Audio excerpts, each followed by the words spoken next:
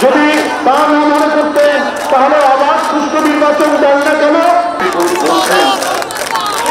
আপনি ইন্ডিয়াতে গেছেন, অনেকেই বক্তব্য রেখেছেন এখানে। আপনি ভারতে গিয়েছিলেন, অনেকে বলে আপনি বিমানে দিকে ম্যানেজ করার জন্য। মমতা ব্যানার্জির জন্য ইলিশ মাছ নিয়ে গেছেন, আর কেন্দ্রের মোদী তাকে তিনি বাংলাদেশটাই লিখে দেওয়ার প্রচেষ্টা নিয়েছেন। অনেক চুক্তি করেছেন, অনেক মেমোরেন্ডাম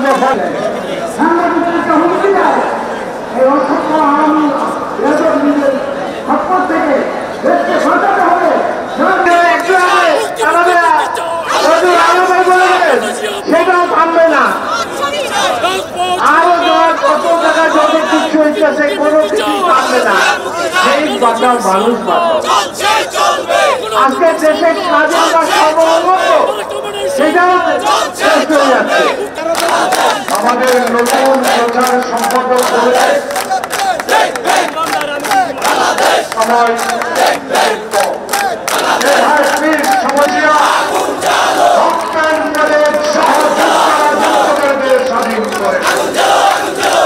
শহীদ জিয়ার অবস্থায় এই বিএনপির আর হাজারো লক্ষ মানুষকে আমি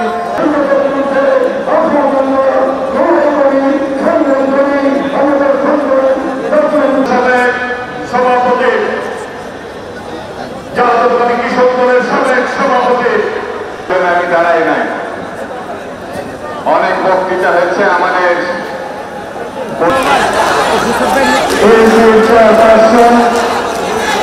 গণতন্ত্রের মাকাম বাংলাদেশের করছি। আজকে দেশের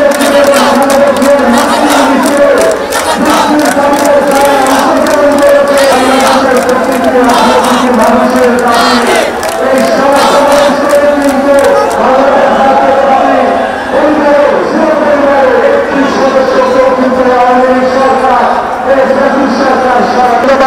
বাংলাদেশ জাতীয়তাবাদী দল বিএনপি জিন্দাবাদ, দেশের বেগম খালেদা জিয়া জিন্দাবাদ, দেশটা তারেক রহমান জিন্দাবাদ, শহীদ রাষ্ট্রপতি এবং মোস্তাফিজ কেন্দ্রীয় নেতা, তাকে ধন্যবাদ জানাই।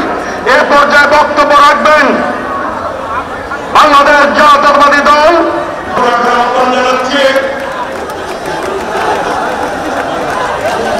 বাংলাদেশ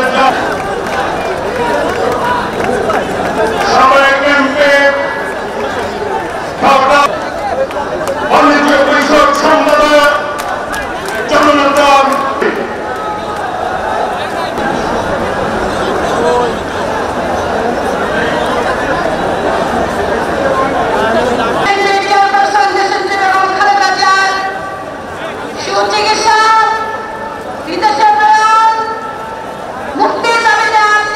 আজকে দৃষ্টি আকর্ষণ করেছে। আজকে এই সমাবেশ জনসমুদ্রে পরিণত হয়েছে। আজকের এই সমাবেশ সবাই বসে পড়েন সামনে। আমি কিছুদিন আগে আফ্রিকান আমেরিকান একটা মিউজিয়ামে গিয়েছিলাম।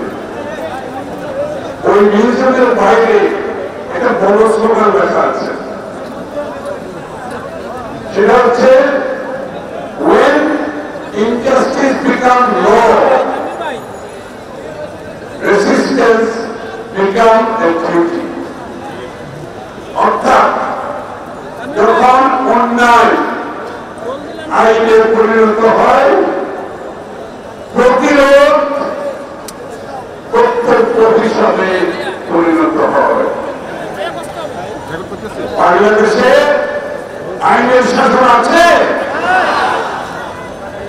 বাংলাদেশে যদি আইনের শাসন না থাকে, বাংলাদেশে যদি অন্যায় আইন হয়ে যায়, তাহলে প্রতিরোধ কর্তব্য হয়ে পড়ে।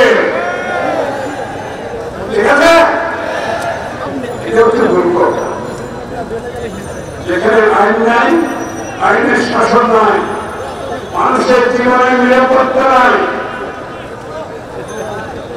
যেখানে মানুষের ভোটাধিকার নাই, যেখানে মানবাধিকার নাই, যেখানে গণমাধ্যমের স্বাধীনতা নাই, যেখানে বাক স্বাধীনতা নাই, যেখানে জীবনের নিরাপত্তা নাই, যে দেশে ৬০ লক্ষ বিরোধী দলীয় নেতা কর্মীর বিরুদ্ধে মিথ্যা মামলা দিয়ে ভিন্ন মত ভিন্ন পক্ষে বন্ধ করে দিতে চায়, যে দেশে এই রেজিমের বিরুদ্ধে কথা বললে কম হয়ে যায়, কম হয়ে যায়, পুলিশের হেফাজতে মৃত্যুবরণ করতে হয়,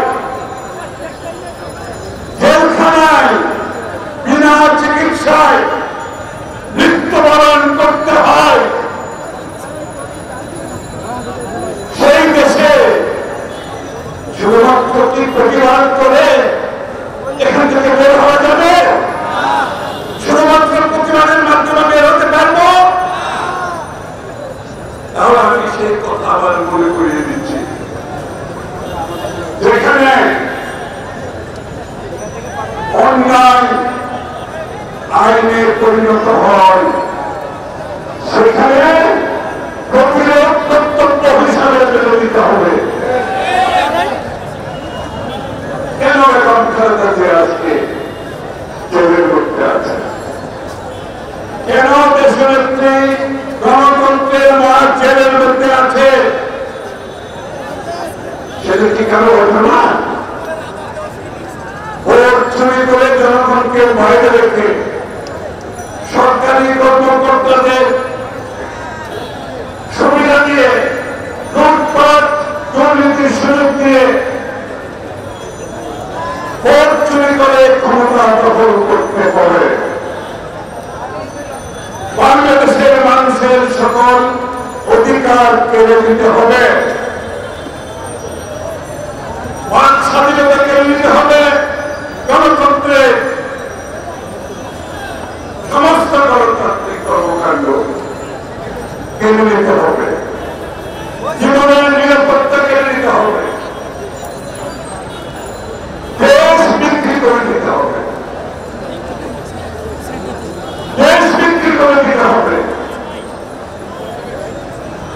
তাহলে দেশনেত্রী এবং খালেদা জিয়াকে বাইরে রেখে এটা কি সম্ভব হবে? তাকে তো জেলে দিতে হবে, অন্যায়ভাবে জেলে দিতে হবে। আজকে তারা বিচারে একটা মানুষ দেশের নাগরিক, তার যে বিচারের অধিকার সবকিছু একটা একটা করে লড়াই করছে। আমি যদি বলি আপনাদের একটা উদাহরণ হিসাবে জাতিসংঘের যে মানবাধিকার ঘোষণা করেছে, আন্তর্জাতিক মানবাধিকার ঘোষণা, সেখানে আর্টিকেল 11 পরিষ্কার ভাবে বলা আছে বিচারের বেলায়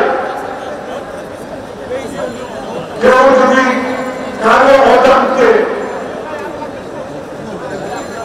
যদি কোনো কিছু ঘটে থাকে তাকে দণ্ডপ্রাপ্ত কোন বিচার করা যাবে না, তার বিরুদ্ধে দণ্ডপ্রাপ্ত কোন বিচার হতে পারে না। বাংলাদেশের সংবিধানে পরিষ্কার ভাবে বলা আছে আমাদের বিচারের অধিকারের কথা তারা লঙ্ঘন করছে, বাংলাদেশের আইনে আছে বিচারের কথা তারা লঙ্ঘন করছে। বন্ধুগণ, আমি বক্তব্য শেষ করছি। বৃষ্টি যে কোনো সময় আসবে, আমাদের আরো প্রয়োজনীয় বক্তারা আছে।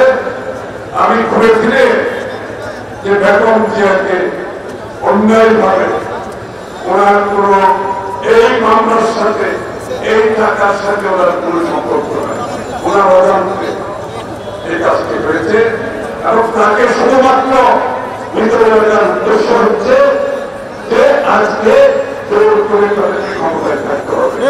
আবার ঘুরে আসি যেখানে অন্যায় আইনে পরিণত হয়